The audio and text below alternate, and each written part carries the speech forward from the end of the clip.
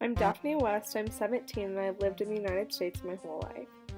My dad, Scott West, is a product manager for a software company, and my mom, Dr. Cindy West, is a pediatrician at Norman Pediatrics.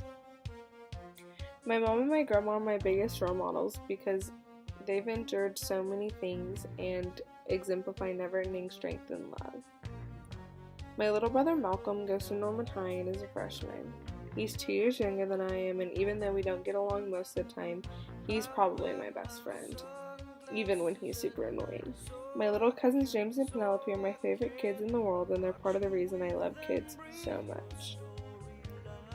When I was 7, I met my great-uncle Gary, who's my dad's uncle.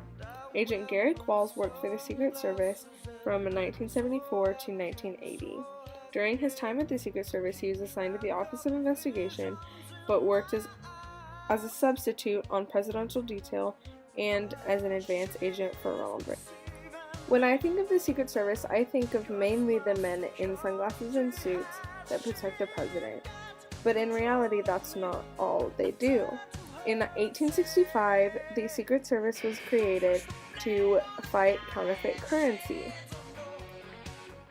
Although they do provide major protection for VIPs, they continue to fight counterfeit currency today, and in 2016, over $16 billion in counterfeit currency was recovered by the Secret Service, as well as 543 arrests in connection to counterfeits.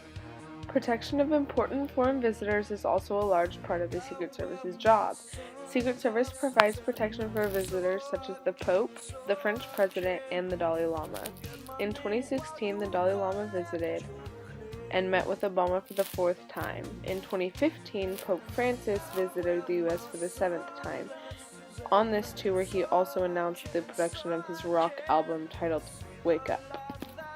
Any event classified as a National Social Security event by the Department of Homeland Security requires Secret Service mandated security. When planning these events, agents take extreme care to consider every possibility. They assess any factors that could contribute to terrorism or other criminal activity. Advance agents get the schedule of the protectee in advance and visit the locations in order to determine any prospective issues so they can handle them before the protectee arrives.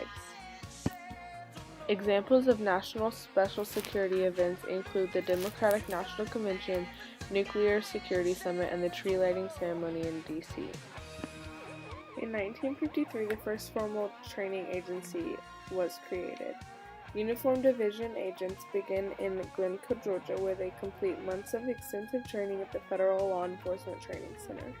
Officers continue the rest of their training outside Washington, D.C., learning about procedure, firearms, psychology, and more, while agents continue their training with an 18-week course outside of Washington, D.C. that focuses on procedures and investigations and protective services. Even after these training courses, agents have regular firearm requalification tests and emergency medicine courses to ensure they're always able to handle any situation. This training is what qualifies them to protect the most important people in our country.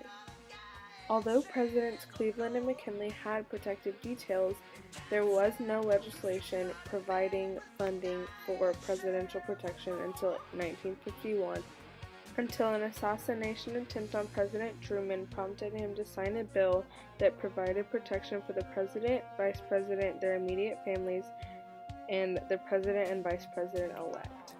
This bill began the extensive work by the Secret Service to protect the President in the White House and at home at all times. One example of this work is the large guardhouse and privacy fence built on President Truman's property. Another example is the assassination of JFK in 1963. Agent Hill was on detail for Mrs. Kennedy and says that to this day his feelings of guilt and failure weigh heavy. Agent Hill's statement provides an example of the sense of duty that Secret Service agents carry even after their duty ends. As for more recent events, in 2013, President Obama appointed Julia A. Pearson as the first female director of the Secret Service.